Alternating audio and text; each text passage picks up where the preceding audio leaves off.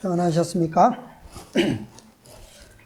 예, 오늘도 이 귀한 안식일에 하나님의 말씀과 또 큰 축복을 통해서 우리 모두 함께 평안과 쉼을 누리는 안식일 되시기를 바랍니다.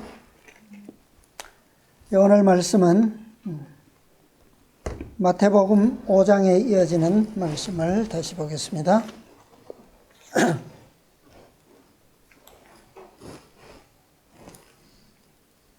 마태복음 5장 31절과 32절의 말씀을 오늘은 보겠습니다.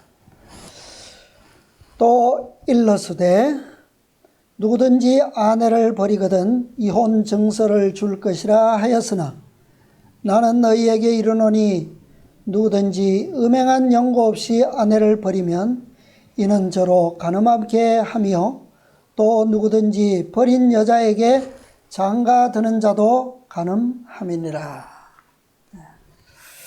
그 다음에 이 말씀은 예수님께서 산상설교 가운데서 말씀하신 것이고요. 그 다음에 또 바리새인들이 예수님께 나와서 직접 질문하셨을 때 또 동일한 질문을 한 것에 대한 예수님의 답변을 보겠습니다. 마태복음 19장 3절부터 12절까지 말씀 보겠습니다. 바리새인들이 예수께 나와 그를 시험하여 가로되 사람이 아무 연고를 물러나고 그 아내를 내어버리는 것이 옳으니까? 예수께서 대답하여 가라사대 사람을 지으시니가 본래 저희를 남자와 여자로 만드시고 말씀하시기를 이러므로 사람이 그 부모를 떠나서 아내에게 합하여 그 둘이 한 몸이 될지니라 하신 것을 읽지 못하였느냐? 이러한즉 이제 둘이 아니요 한 몸이니 그러므로 하나님이 짝지어 주신 것을 사람이 나누지 못할지니라 하시니 여짜오되 그러하면 어찌하여 모세는 이혼 증서를 주어서 내어버리라 명하였나이까? 예수께서 가라사대 모세가 너희 마음의 완악함을 인하여 아내 내어버림을 허락하였거니와 본래는 그렇지 아니하니라. 내가 너희에게 말하노니 누구든지 음행한 연고 외에 아내를 내어버리고 다른 데 장가드는 자는 간음함이니라. 제자들이 가로되 만일 사람이 아내에게 이같이 할진대 장가들지 않는 것이 좋삼나이다. 예수께서 가라사대 사람마다 이 말을 받지 못하고 오직 타고난 자라야 할지니라. 어미의 태로부터 된 고자도 있고 사람이 만든 고자도 있고 천국을 위하여 스스로 된 고자도 있도다. 이 말을 받을 만한 자는 받을지어다. 아멘. 예. 자, 우리 과거에 수년 전에 이 말씀을 가지고 많이 연구했었습니다. 근데 그때는 우리가 이러한 문제들이 이슈가 됐기 때문에 우리가 이 말씀을 중심으로 율법과 관계되는 모든 말씀들을 연구했죠. 그런데 오늘은 제가 이 문제에 대해서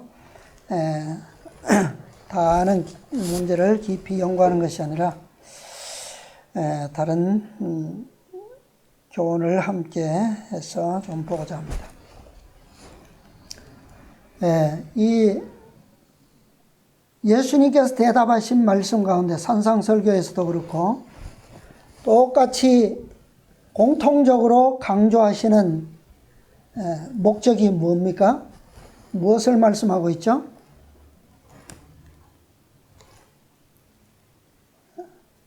하나님께서 원하시고 인정하시는 결혼, 그죠? 결혼. 그 다음에 그 결혼이 어떻게 결혼 서약이 어떻게 깨어질 수 있는가라고 하는 이 두 가지를 말씀하고 있죠. 그죠? 하나는 하나님께서 주관하셨던 결혼에 대한 태초의 목적을 말씀하셨고, 그 다음은 그 결혼이 어떻게 깨어질 수 있는가. 그 두 가지 조건을 말씀하고 있어요. 자, 우리가 이 말씀을 통해서 보면 결혼이라고 하는, 혼인이라고 하는 정의가 뭐죠?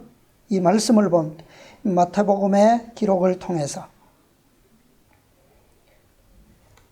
자, 19장에, 마태복음 19장의 5절에 보면 결혼의 정의가 나와요. 뭡니까? 사람이 부모를 떠나서 아내에게 합하여 둘이 한 몸이 되는 것, 그것이 바로 결혼이에요. 그러므로 이러한즉 6절에 보니까 이제는 둘이 아니요 뭐라고요? 한 몸이니, 그러므로 하나님이 짝지어 주신 것을 사람이 나누지 못할지니라. 이것이 최초의 결혼의 정의입니다. 한 몸이요 그랬어요. 언제부터 한 몸이 된다고요? 언제부터? 사람이 부모를 떠나 그랬어요. 부모를 떠나. 다시 말하면 하나님께서 태초에 사람을 지으셨습니다. 그 사람이 누구죠? 아담이에요. 근데 하나님께서 그 사람을, 아담을 하나님께로부터 떠나서 누구와 하나가 되게 하십니까? 하와에게 하나 합하도록 주례하셨어요. 그래서 아담은 하와와 한 몸을 이루게 되죠. 그것이 바로 최초의 결혼이었고 주례였습니다. 자, 그러므로 하나님이 짝지어 주신 것을 사람이 나누지 못할지니라. 그러면 이것을 나눌 수 있는 분은 누구밖에 없다는 말이에요? 사람은 나눌 수 없다 그랬어요. 누구만이 나눌 수 있습니까? 하나님만이 나누실 수 있어요. 그런데 그것을 어떻게 나누는지는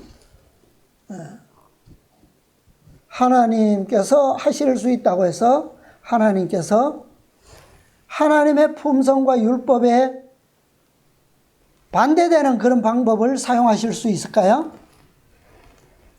그것은 또 하나님의 공의와 자비에 어긋나는 일이죠. 하나님만이 나누실 수 있어요. 그런데 그것은 우리가 또 보겠습니다. 자, 에덴에서 이루어진 최초의 결혼식. 이것은 창세기에서 기록하고 있는 태초의 창조 사업에 있어서 가장 결정적인 아름다움, 만족, 가장 조화롭고 가장 행복스럽고 가장 경이롭고 그런 모습이었어요.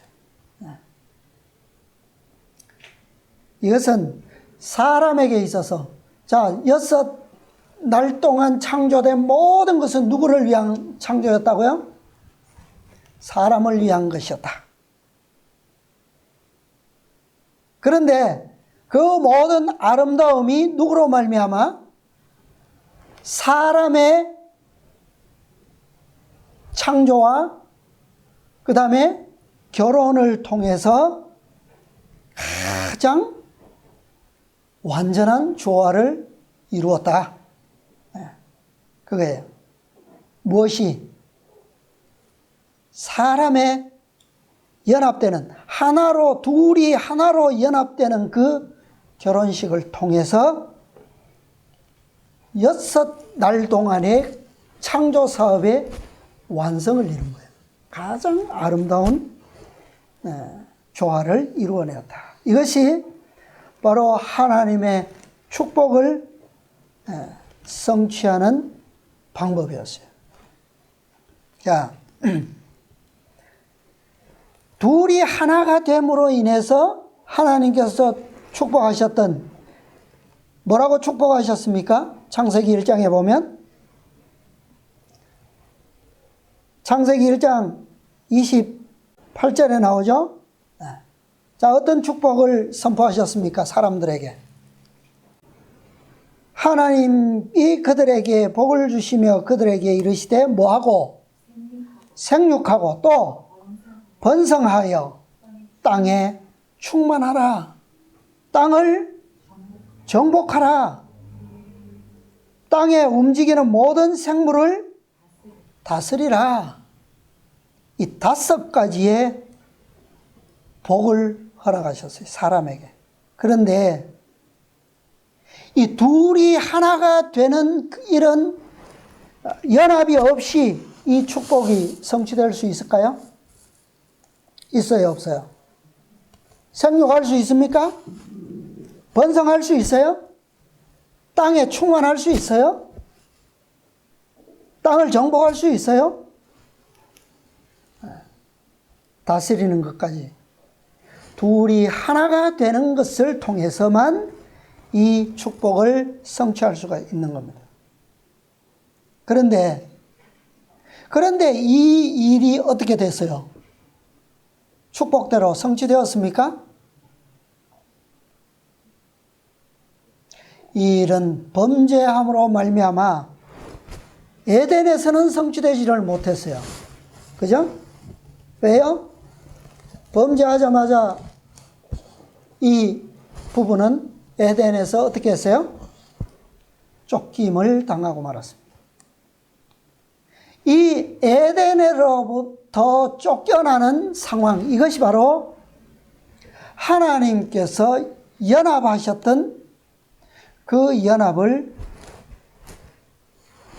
나누는, 그러니까 이혼을 상징하는 최초의 분리였어요. 이것이 상징적인 분리였습니다. 그것은 바로 죽음을 의미하는 것이었어요. 그죠? 자, 창세기 1장 26절부터 보겠습니다. 자, 26절부터 마지막 절까지 보면 5가지의 완전한 조화가 나옵니다. 그래서 이 기록 가운데서도 우리는 현대진리, 셋과 둘, 둘과 셋에 대한 조화를 우리가 볼 수가 있어요. 하나님이 가라사대 뭐라고요? 우리의 형상을 따라, 또 우리의 모양대로, 또 우리가 사람을 만들고. 왜 이렇게 우리를 3번씩이나 반복했을까요? 여기 우리는 누굽니까? 3분 하나님이죠. 예. 그로, 자, 사람을 만들고, 그로, 그 사람으로 어떻게 해요? 바다와 바다의 고기와 공중의 새와 육축과 온 땅에 기는 모든 것을 다스리게 하자 하시고. 자, 여기에 26절에 바로 첫 번째에 이 셋과 둘이 나오고 있어요. 셋은 누굽니까? 셋은, 예, 3분 하나님이죠. 우리가 3분 하나님. 그 다음에 둘은 누구예요? 여기에 나오는 26절에 나오는 둘, 사람, 그로죠. 그는 누구예요? 사람은 아담이죠. 그죠? 그런데 아담이 이 모든 것들을 다스리기 위해서는 뭐 해야 합니까? 어떤 과정을 거쳐야 돼요? 아까 읽었잖아요. 28절에 나오는데 그들이 이 일을 하기 위해서는 뭐 해야 됩니까? 27절 봅시다. 자, 여기에 26절에서 우선 세 분 하나님과 그 다음에 사람 둘이죠. 둘이 하나 되는 그로 이 모든 것을 다스리게 하자예요. 그러니까 여기에 세 분 하나님과 우리의 첫 조상 둘은 다섯이죠. 한 가족의 최초의 가족입니다. 27절. 하나님이 자기 형상 곧 하나님의 형상대로 사람을 창조하시되 누구를 창조하셨어요? 남자와 여자를 창조하시고. 이게 두 번째 과정이에요. 둘이 이제 뭐 되는 과정입니까? 하나 되는 과정이에요. 둘이 하나 되는. 그 다음에 28절에 가면 세 번째, 그들에게 복을 주시며 그들에게 이르시되 생육하고 번성하여 땅에 충만하라. 땅을 정복하라. 바다의 고기와 공중의 새와 땅에 움직이는 모든 생물을 다스리라 하시니라. 자, 여기 보면 다섯이 하나가 되어 있어요. 첫 번째는 생육입니다. 두 번째는 번성하여, 세 번째는 충만하고, 네 번째는 땅을 정복하고, 다섯 번째는 모든 것을 다스리라. 이런 조화가 세 번째의 기별이에요. 그 다음에 29절에 가면 네 번째 상황이 나옵니다. 하나님이 가라사대 내가 온 지면의 씨 맺는 모든 채소와 씨가 진 열매 맺는 모든 나무를 너희에게 주노니 너희 식물이 되리라. 자, 여기에는 이 식물을 누구에게 주신 거예요? 사람에게. 그죠? 사람에게. 이 둘이 하나가 된 사람에게 무엇을 식물로 주셨다고요? 씨 맺는 모든 채소와 씨가 진 열매 맺는 모든 나무. 곡식과 과일이죠. 그죠? 곡식과 과일이 그들에게 최초의 양식이었습니다. 이것이 네 번째의 조화예요. 그러니까 사람들이 뭐 할 때, 무엇으로 양식으로 삼을 때? 완전한 채식으로 양식을 삼을 때에 그것이 가장 완전한 조화예요. 이상적인 조화입니다. 그 다음에 마지막으로 다섯 번째 30절. 또 땅의 모든 짐승과 공중의 모든 새와 생명이 있어 땅에 기는 모든 것에게는 내가 모든 무엇을 줘요? 푸른 풀을 식물로 주노라 하시니 그대로 되니라. 이 푸른 풀의 양식을 누구에게 주셨다고요? 누구에게? 모든 짐승과 모든 새와 생명이 있는 모든 것에 이 푸른 풀을 식물로 주셨어요. 이것이 마지막 태초에 이루어진 다섯 번째의 아름다움이에요. 완전한 조화. 그래서 이 다섯 가지의 조화를 전체적으로 31절에 하나님이 그 지으신 모든 것을 보시니 보시기에 어때요? 심히 좋았더라. 이것이 바로 태초의 완전한 아름다움이요, 완전한 조화요, 완전한 뭐예요? 그런데 이곳이 어디였어요? 완벽한 아름다움이 하나님께서 보실 때에 심히 좋았던 그 완벽한 아름다움, 그것이, 그곳이 어디입니까? 에덴이었어요. 에덴. 그런 조화 속에서 하나님께서 선포하신 축복이 어떻게 되어야 합니까? 그대로, 말씀 그대로 성취되어야 했어요. 그런데 이 축복은 범죄로 인해서 에덴에서 성취되지 못한 채 셋과 둘, 둘과 셋은 분리되어야만 했어요. 그죠? 둘은 더 이상 어떻게 해요? 에덴에서 머물러 살 수 없게 된 것입니다. 이것이 바로 최초의 이혼을 상징하는 영적 죽음의 분리였어요. 자, 예수님께서 아까 마태복음에서 말씀하시는 그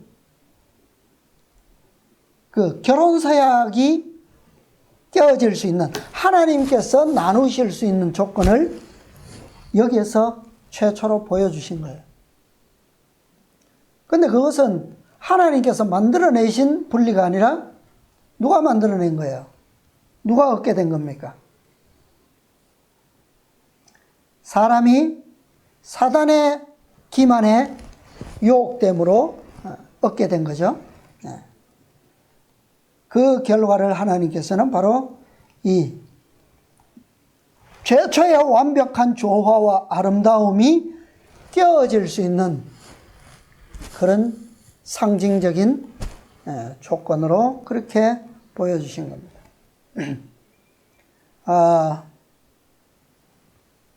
재림신도의 과정 341페이지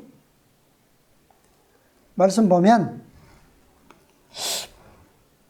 예수께서는 오류를 고치시고 사람 속에 하나님의 도덕적 형상을 회복시키기 위하여 이 세상에 오셨다. 무엇을 위해서요? 두 가지 목적입니다. 첫 번째는 무엇을 고친다고요? 오류를 고치고, 두 번째는요? 하나님의 도덕적 형상을 회복시키기 위한 것이다. 자, 오늘 우리 요나의 기별에서도 똑같이 나타나는 거예요. 첫 번째는 뭐예요?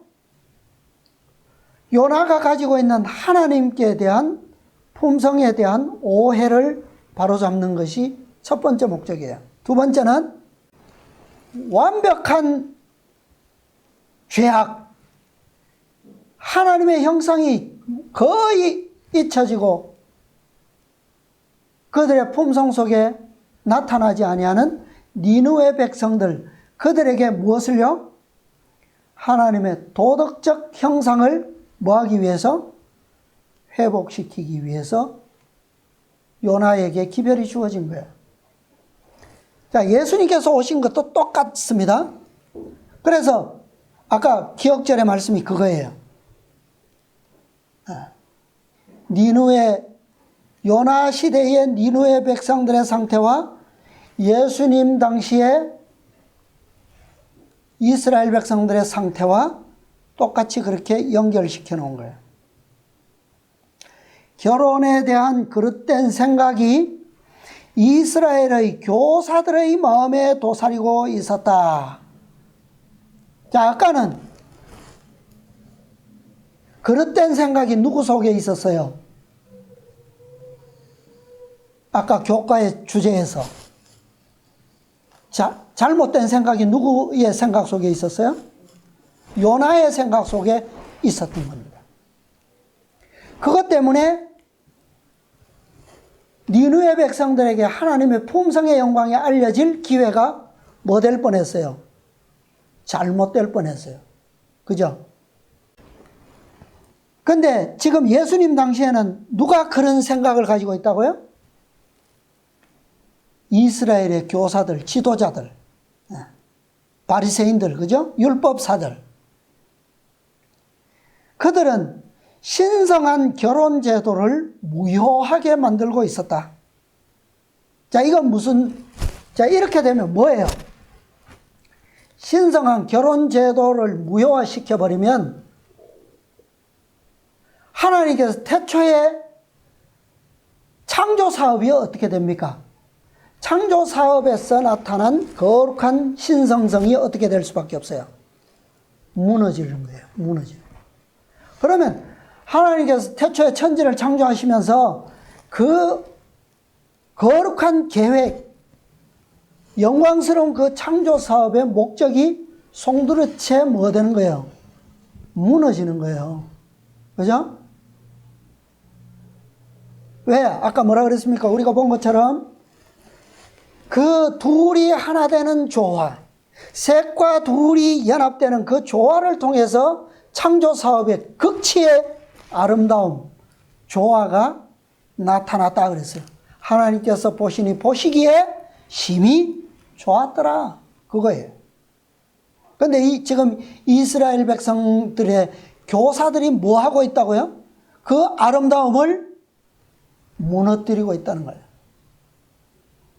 사람의 마음이 너무 완악하여져서 그들은 아무리 사소한 핑계를 가지고라도 자기 아내와 헤어지거나 혹은 자기가 하고자 하면 아내를 아이들에게서 떼어서 그를 내쫓아 버리곤 하였다. 이것보다 더 큰 죄가 어디 있어요? 그죠?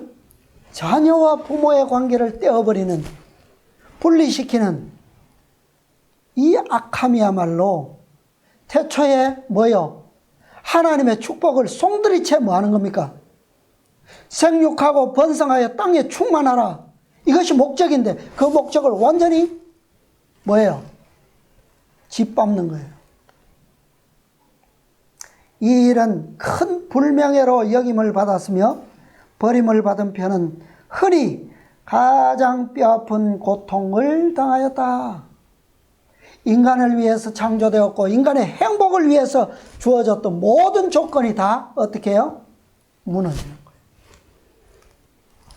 그리스도께서는 이런 악을 시정하시기 위하여 오셨으며 그의 최초의 이적은, 자, 예수님의 공생애가 시작될 때 최초의 이적이 어디에서 일어났습니까?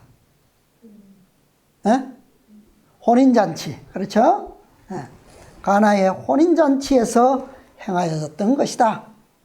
이와 같이 예수님께서는 결혼은 깨끗하고 더럽힘이 없이 보존될 때에는 그것이 신성한 제도임을 세상에 선포하셨다. 예수님께서 공생애에 가장 먼저 보여주신 이적이 무엇과 관련되어 있다고요? 신성한 결혼 제도와 관련되어 있어요. 그런데 태초에 하나님이 천지를 창조하시니라. 이거 누가 하신 거라고요? 누가 하신 거라고요? 요한복음 1장 1절에 가면 그분이 누구셨다고요? 말씀이신 그리스도. 그분이 곧 태초에 하나님이셨다. 천지를 창조하신 하나님이셨다. 태초에 천지를 창조하실 때 가장 완벽한 창조의 극치, 아름다움, 조화, 그것을 나타내신 분이 누구다? 그리스도셨다. 그러니까 이 태초의 6날의 완성과 예수님께서 다시 인류를 어그러진 하나님의 형상, 도덕적 형상을 회복시키기 위하여 오셨던 그분의 첫 번째 사업과는 연결이 됩니까? 안 됩니까? 분명하게 연결이 되어 있죠. 그런데 오늘날 이 이혼이라고 하는 것 너무나도 흔하죠? 뭐처럼 흔합니까? 뭐만큼 흔해요? 결혼만큼 흔한 게 오늘날 이혼이에요. 그런데 예수님께서 말씀하시기를 성경적 이혼의 사유는 오직 무엇밖에 없다고요? 몇 개? 한 가지밖에 없다. 그게 뭡니까? 그 사유는 어떤 사유라고 그랬어요? 네. 일곱째 계명의 범죄. 그게 뭡니까? 일곱째 계명이 뭐예요? 간음하지 말지니라. 그러니까 이것은 태초에 둘이 하나 된 그 부부가 범죄한 것과 똑같은 사유예요.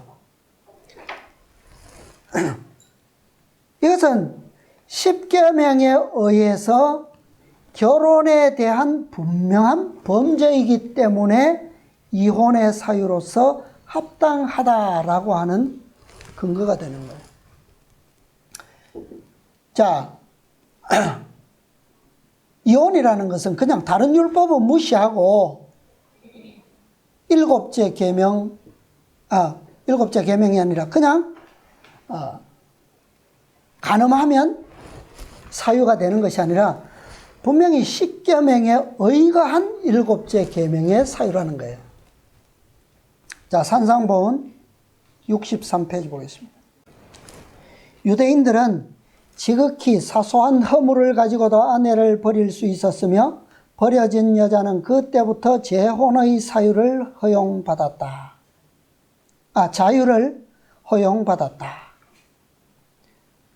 이러한 풍습은 큰 불행과 죄를 초래하였다. 예수께서는 산상설교에서 결혼 서약을 충실히 이행하지 않을 때를 제외하고는 혼인관계가 깨어질 수 없다고 분명히 선언하셨다.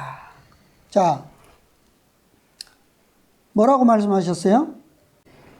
5장 32절에 보면 누구든지 어떤 연고 없이 음행한 연고 없이는 그랬어요. 그러니까 분명히 이것은 단순히 결혼서약 여러 가지 우리가 오늘날 결혼식에는 여러 가지를 열거하죠. 서약 중에는.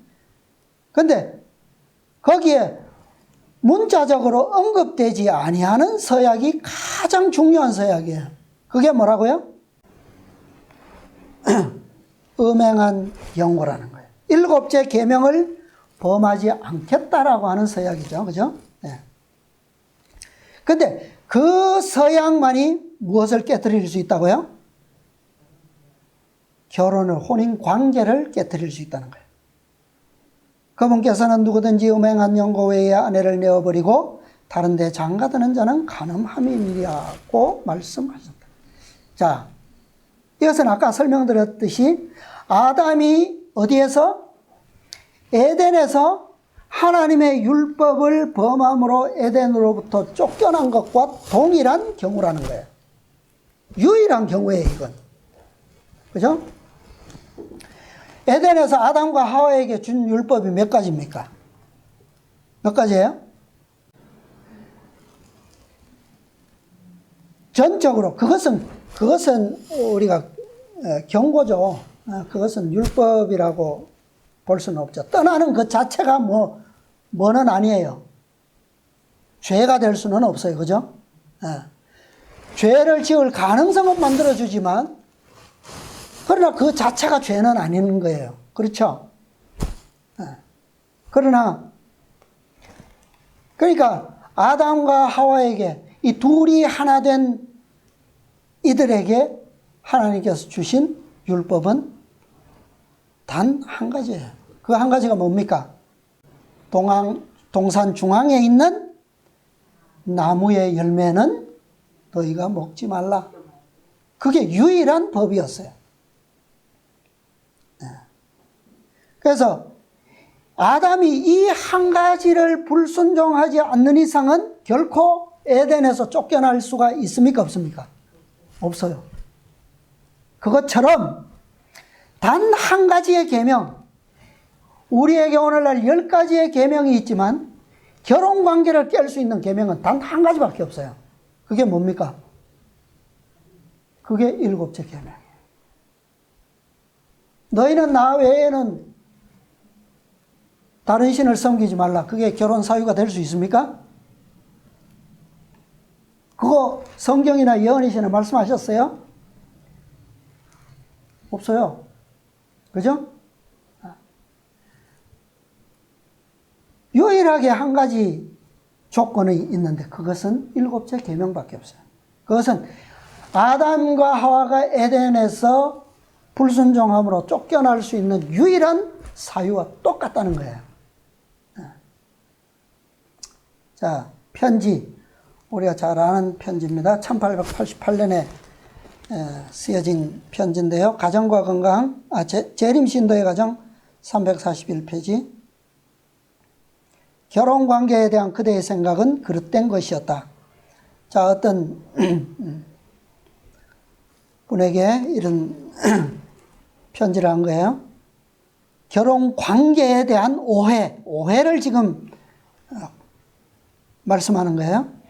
결혼의 침소를 범하는 것 외에는, 자, 결혼의 침소를 범한다. 이건 몇째 계명입니까? 7째 계명이에요. 이거 외에는 어떤 것이라도 결혼 서약을 깨뜨리거나 취소할 수 없다. 우리는 예수 그리스도께 대한 견고하고 요동하지 않는 믿음 외에는 어떤 것도 신용할 수 없는 위험한 시대에 살고 있다. 오늘날만큼 그런 시대가 없죠.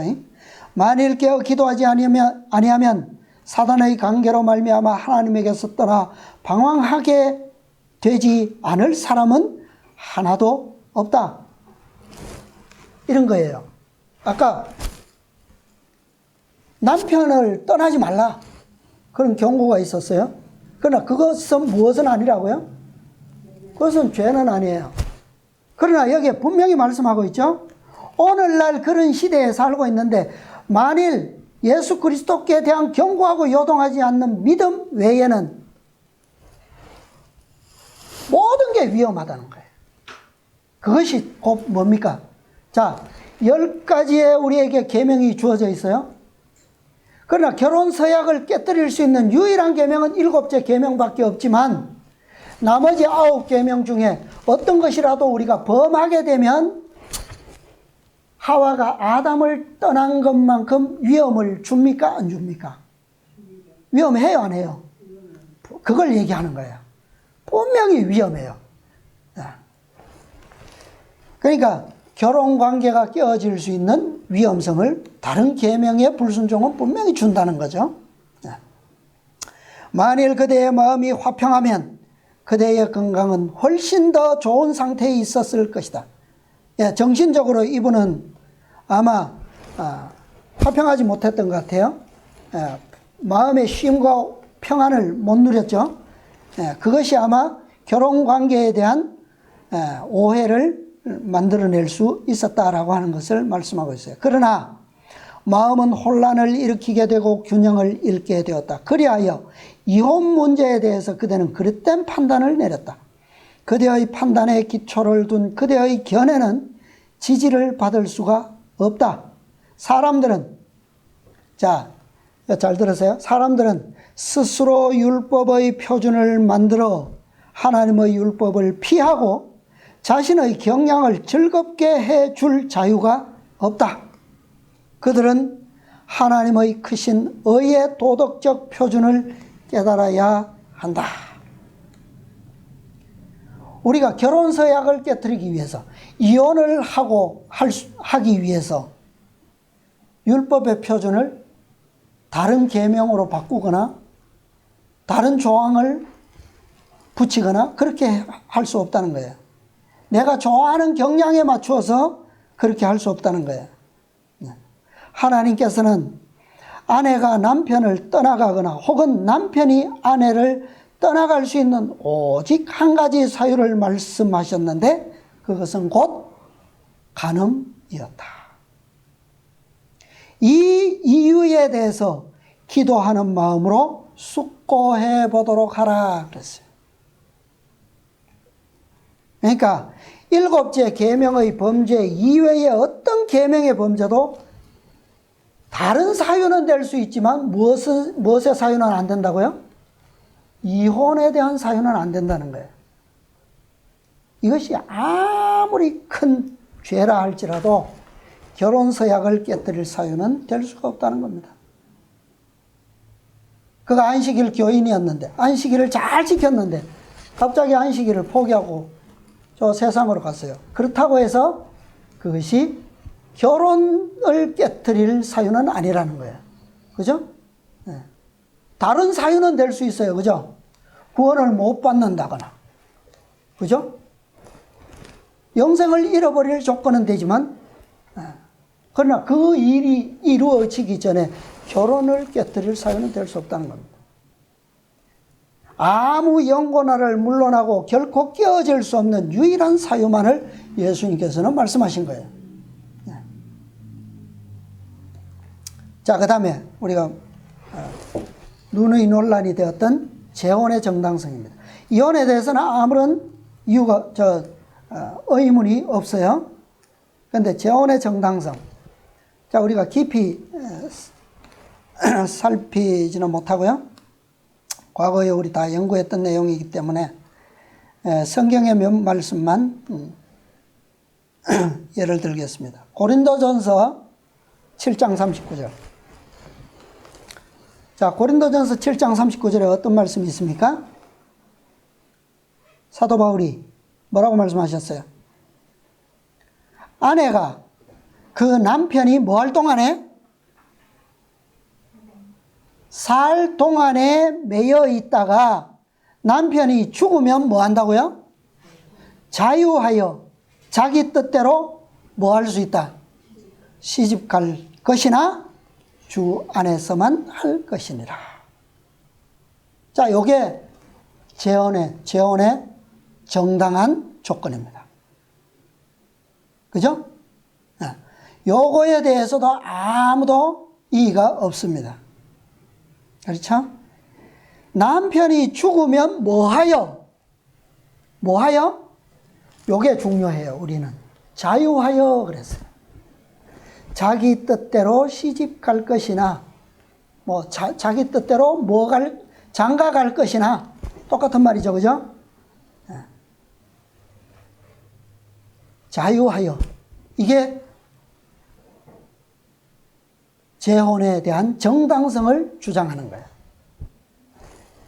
자, 여기에 사도 바울이 재혼할 것이나 그랬습니까?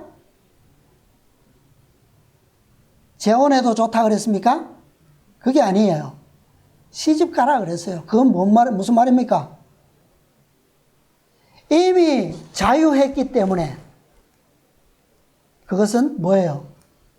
결혼이라, 결혼. 신성한 뭐라고요? 혼인이라는 거예요. 자, 또 사도 바울의 또 다른 권면 보겠습니다. 7장, 로마서 7장. 로마서 7장은 법으로 해석하고 있어요. 법적으로. 자, 1절부터 3절까지 보겠습니다. 형제들아, 내가 법 아는 자들에게 말하노니 너희는 율법이 사람의 살 동안만 그를 주관하는 줄 알지 못하느냐? 그렇죠. 누구라도 법의 적용은 뭐 하는 동안에만?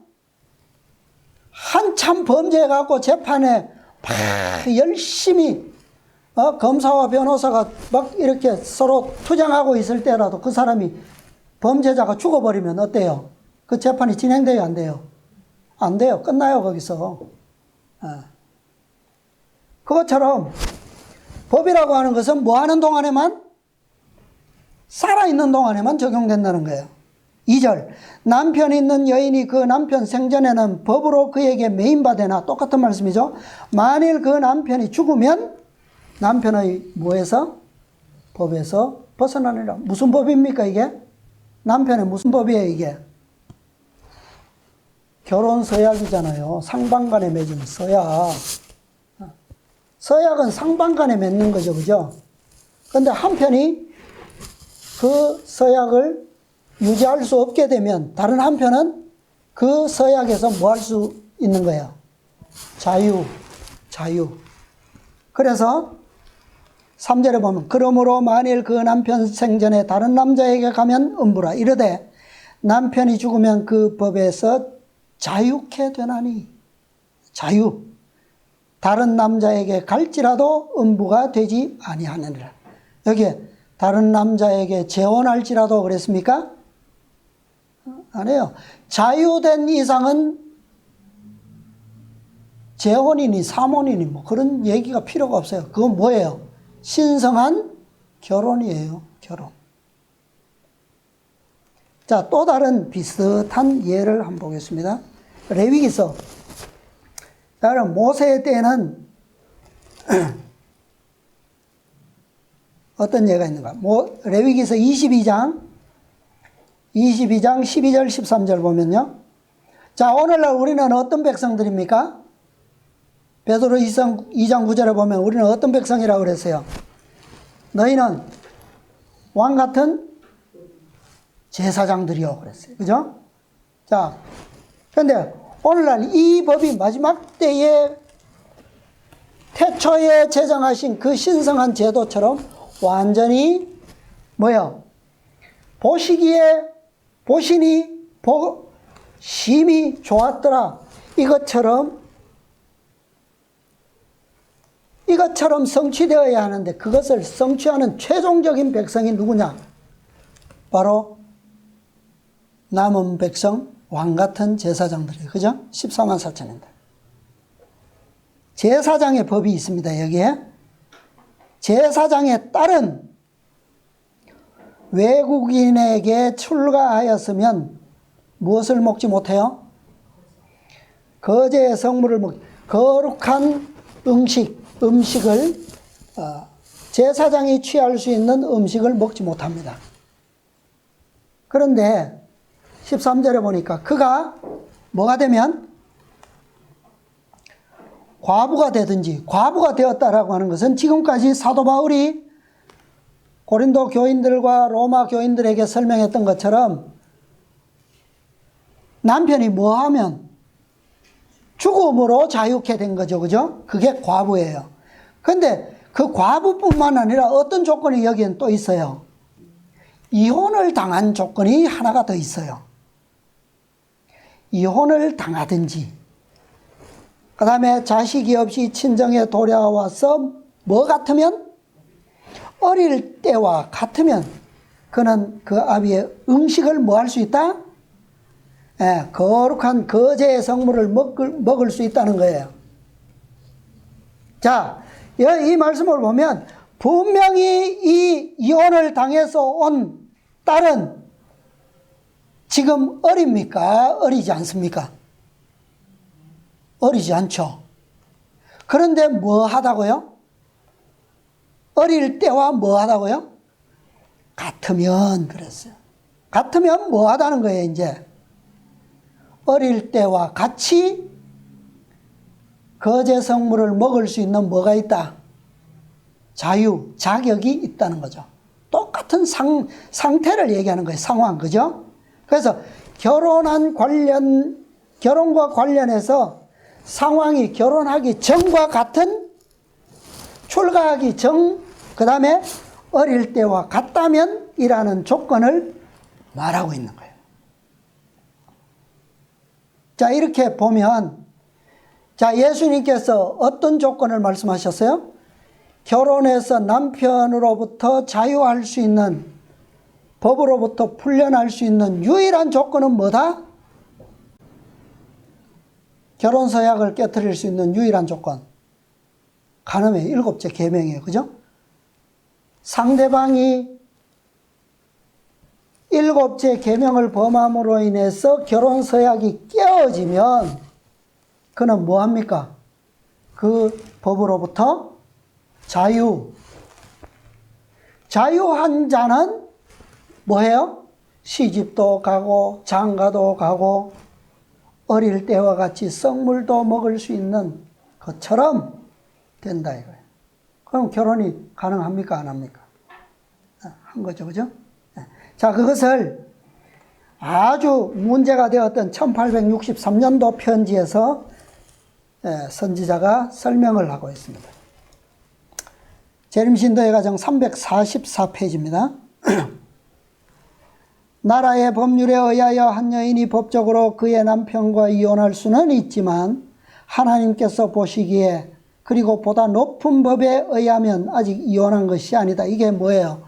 하나님께서 짝지어 주신 것을 사람이 뭐하지 못한다? 나누지 못한다는 말씀이죠, 이게. 하나님 보시기에 남편이나 아내를 결혼 서약에서 풀려날 수 있는 입장에 놓을 수 있는 것은 오직 무슨 죄? 간음의 죄뿐이다. 국가의 법이 이혼을 승인한다 할지라도 하나님의 율법에 의거하여 성경의 빛으로 볼 때에는 그들은 여전히 남편이요 아내인 것이다. 자, 여기 뭐라고? 이거 분명히 우리가 과거에 강조하지 않았던 말씀입니다. 보기는 엄청 봤는데 강조를 안 했어요. 이게 뭐예요? 무엇에 의거하여 볼 때에? 하나님의 율법에 의거해서 성경의 빛으로 볼 때에 그들은 여전히 남편이요 아내인 것이다. 자, 이 문장 다음 문장에 이렇게 나옵니다. 나는 피자매가 아직까지는 다른 남자와 결혼할 권리가 없음을 보았다. 그러나 만일 그나 혹은 어떤 다른 여인이라도 남편이 간음죄를 진 것이 사유가 되어 법적인 이혼을 한다면 그때에는 자기가 택한 사람과 결혼하여도 무방하다. 자, 그러면 이 편지에서 우리가 볼 때 결혼 서약에서 풀려날 수 있는 유일한 조건을 무엇으로 언급했어요? 선지자가. 무엇에 의거해서? 하나님의 율법에 의거해서 성경의 빛으로 언급했어요. 결혼 서약에 풀려날 수 있는 조건 간음이다 그랬어요. 그죠? 언급한 뒤 그 조건에 부합하는 이혼하에 가정한 무엇을? 결혼을 그 다음 문장에 설명했어요. 그러면 설명하면서 같은 사람의 경우인데 위에서는 하나님의 율법에 의거해서 성경의 빛으로 해석하고 같은 사람의 경우인데 그 다음 결혼의 조건은 성경의 빛이 아닌 율법의 법이 아닌 다른 빛으로 해석했습니까? 그럴 수 있어요? 없어요? 그렇게 판단합니까? 선지자가? 그런 선지자가 있어요? 절대 그럴 수가 없어요. 예. 이것은 하나님의 율법에 의한 성경의 빛으로 분명히 언급했기 때문에 그분은 분명히 이 사람들의 결혼에 있어서도 똑같은 빛으로 적용했다라고 하는 것을 우리는 믿을 수가 있는 거예요. 그러므로 이것은 성경의 빛으로 볼 때 신성한 뭐다? 결혼이다 라고 하는 거예요. 그런데 그래서 성경적인 결혼이라고 하는 것은 우리에게는 재혼이라는 개념이 필요치가 전혀 않아요. 그죠? 그건 세상에나 필요한 겁니다. 그러나 법적으로 위법하지 않은 쪽에서만 어떤 결혼이다? 자유한 결혼이다. 이것은 우리에게 아주 정확하게 새겨져야 될 원칙이에요. 그래서 이 편지가 아주 긴데 이 편지에 언급된 두 사람의 경우는 누가 어느 편에서 이혼을 하든지 둘 다 결혼을 해서는 안 된다고 결론이 내려졌어요. 왜요? 이미 그들은 이혼이 서로 정당한 이혼이 이루어지기 전에 서로 뭘 범했어요? 영적인 간음을 이미 다 고의적으로 범했기 때문에 안 된다 그랬습니다. 자, 재혼이 불법은 아니에요. 그죠? 불법은 아니지만 명확한 것은 의도적이지 않은, 고의적이지 않은 무죄한 편에서의 자유. 그것이 무엇을 의미한다라고 하는 것을 우리가 분명히 원칙적으로 이해하고 깨달을 때만이 그것이 신성한 결혼이다라고 할 수 있다는 거예요. 그래서 우리는 하나님께서 원하시는 보시기에 심히 좋았더라라고 하는 것은 재혼을 할 수 없는 것이 아니라 그것이 포함되어 있는 것을 의미하는 것이고, 그것보다 우리가 더 정확하게 중요하게 판단해야 되는 한 가지 문제는 그것이 어떤 것이 진정으로 자유한 것이냐, 어떤 것이 성경의 율법에 의해서 성경의 빛으로 볼 때 그 법에서 풀려난 자유냐라고 하는 거예요. 그것에 대한 판단이 우리에게는 더 중요하고 원칙적인 문제랍니다. 그죠? 그것에 의거해서 이 결혼이 이루어졌다면 그것은 하나님께 뭐예요? 보시기에 심히 좋았더라. 그거예요. 자, 또 한 말씀 보겠습니다. 산상보온 63페이지. 그 후에 바리새인들이 이혼의 합법성에 관하여 질문하자 예수께서는 청중들에게 창조시에 제정된 결혼제도를 상기시키셨다. 자, 왜 이 제도를, 이 질문에 대해서 태초의 제도를 예수님께서 굳이, 이 화이트보이는 선지자는 왜 굳이 이것을 태초의 제도에 대해서 여기에 기록하면서 상기시키느냐는 거예요. 그것은 결혼제도 자체에 그 의미가 있는 것이라기보다는 뭐예요? 태초에 하나님께서 이루셨던 그 창조 사업의 완전, 그 창조에 나타난 아름다움, 그 사업을 통해서 나온 그분의 사랑의 극치, 표현의 극치, 그죠? 네. 그것의 회복과 관련되어 있다라고 하는 것을 말씀하고 있는 거예요.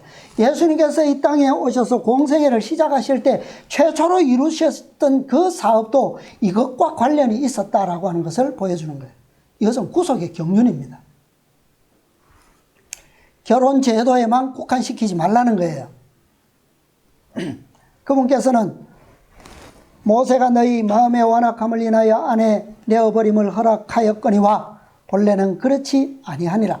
그분은 그들에게 하나님께서 만물을 보시고 심히 좋다고 선언하신 에덴의 복된 날들에 대하여 언급하셨다. 이거 분명히 나오죠? 뭐예요? 그들의 복된 날들이 결혼에만 있습니까? 6날의 창조 사업에 다 있어요. 그죠? 그것이 그들의 축복 속에 들어있는 거예요. 결혼과 안식일은 그때에 시작되었고 이 두 제도는 하나님의 영광과 인류의 유익을 위한 것이었다.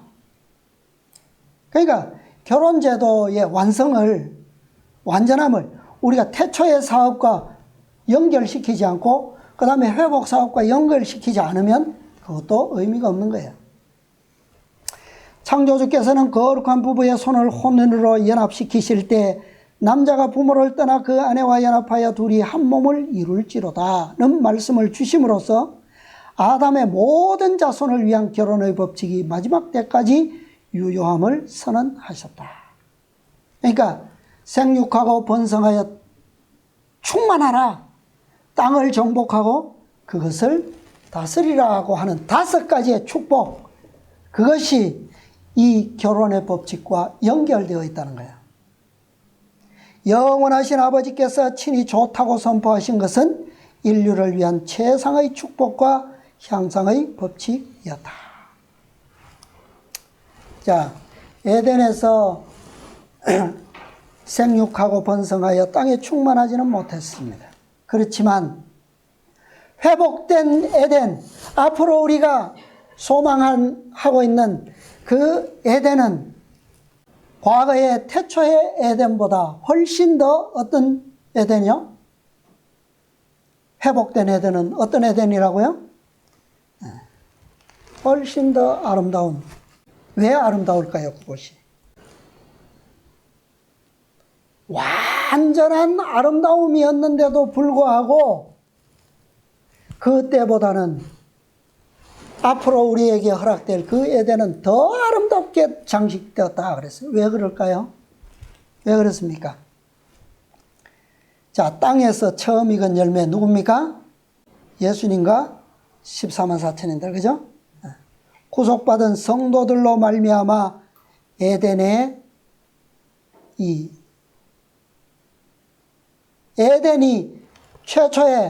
태초의 창조 사업 때 축복하셨던 그 6째 날에 선포된 그 축복의 완전한 성취가 이들을 통해서 뭐예요? 이루어지기 때문에 그렇습니다. 그렇지 않아요? 왜요? 분명히 하나님께서는 선포하셨어요. 그 두 사람을 통해서 생육하고 번성하여 땅에 충만하라. 땅을 정복하라. 이 모든 땅의 생물들을 다스리라. 5가지가 주어졌어요. 근데 그 5가지가 언제 성취된다고요? 우리가 이 회복된 에덴을 돌려받을 때에 성취된다는 거예요. 그러니 거기에 이 아담으로 말미암는, 특별히 누구요? 아담은 그것을 이루지 못했지만 누구는 이루었습니까? 사람의 거처였던 그 에덴을 누가 회복시켰었어요? 둘째 아담이 그것을 완전하게 회복시키셨어요. 그래서 그것을 완전한 자격으로 돌려받으시게 되기 때문에 그 에덴은 뭐요? 전혀 결함 없는 더 아름답고 더 완전한. 자, 그렇게 되기 위해서 마지막 때에도 태초에 에덴에서 그랬던 것처럼 동산 중앙에 있는 단 한 나무의 열매를 통해서 시험하실 것입니다. 뭡니까 그게? 태초에 단 한 나무의 열매를 가지고 그들을 시험하셨던 것처럼 오늘날 마지막 때에도 단 하나의 열매를 가지고 시험하실 거예요. 그게 뭡니까? 오늘 유일하게 구별하시는 건 뭐예요? 안식일, 시간이에요. 시간. 당신의 영역입니다. 그것은. 그죠? 엿새 동안 네 모든 일을 네 마음대로 할 것이지만 7째 날은 주 너희 하나님 여호와의 안식일인즉 그랬어요. 그날은 아무 일도 하지 말라. 자, 아까 우리 교과에서 니느웨 백성들이 금식할 때 누구도 했다고요? 왕과 대신들과 백성들은 물론이고 누구까지도? 짐승들까지도. 맞아요. 안식일에 뭐라고 되어 있습니까? 너나 내 아들이나 남종이나 여종이나 내 문 안에 유하는 객, 그 다음에 육축이라도 그랬어요. 그죠? 이것은 하나님께 속한 거예요. 이것이 마지막 처음 익은 열매 14만 4천인들에게 시험되고 완전한 충성이 나타날 때 이 시험을 통해서 다시 더 아름답게 된 에덴 동산은 그들에게 활짝 열리게 될 것입니다. 그런데 그 에덴이 뭘까요? 하늘로 거두어진 그 에덴 동산이 무엇일까요? 초기 문집이고 대정투고 아무리 봐도 에덴 동산의 어떤 그 태초에 창세기에 나타난 에덴 동산을 보여주는 그런 것은 잘 안 보여요. 그 대신에 뭐는 있습니까? 뭐가 보입니까? 그것은 바로 거룩한 성 새 예루살렘이에요. 그죠? 아담이 잃어버렸지만 둘째 아담이신 그리스도께서 되찾으신 그 에덴이 바로 그곳이에요. 거룩한 성. 이스라엘 백성들이 무너뜨렸지만 그리스도의 교회가 회복시키고 재건한 성소가 바로 그것입니다. 계시록 14장의 교회들이 무너뜨렸지만 계시록 18장의 교회가 수보하고 재건한 성전이 바로 그곳입니다. 거룩한 성 새 예루살렘. 이것이 바로 요한이 마지막으로 본 신부 곧 뭐라고요? 어린 양의 아내. 거룩한 성 새 예루살렘이에요. 그곳에 그리스도와 함께 된 첫 열매들 14만 4천인들이 그곳에 살게 될 것입니다. 그러니까 오늘 우리가 단순히 이 산상보훈에서 말씀하고 있는 그 결혼 제도에 대한 것, 바리새인들이 예수님께 와서 질문했던 그 혼인 제도에 대한 그것을 우리가 올바로 깨닫는 것은 단순히 하나님의 율법의 측면에서 뭐 율법을 높인다고 하면서도 그런 게 아니라 근본적인 목적이 무엇에 있는 거예요? 우리가 이것을 배우는 것은. 예수님께서는 질문하지 않으셨는데 산상설교에서 먼저 말씀하셨어요, 이것을. 왜요? 이 예수님께서 이 땅에 오셔서 이것을 회복시키는 목적이 무엇에 있다는 거예요?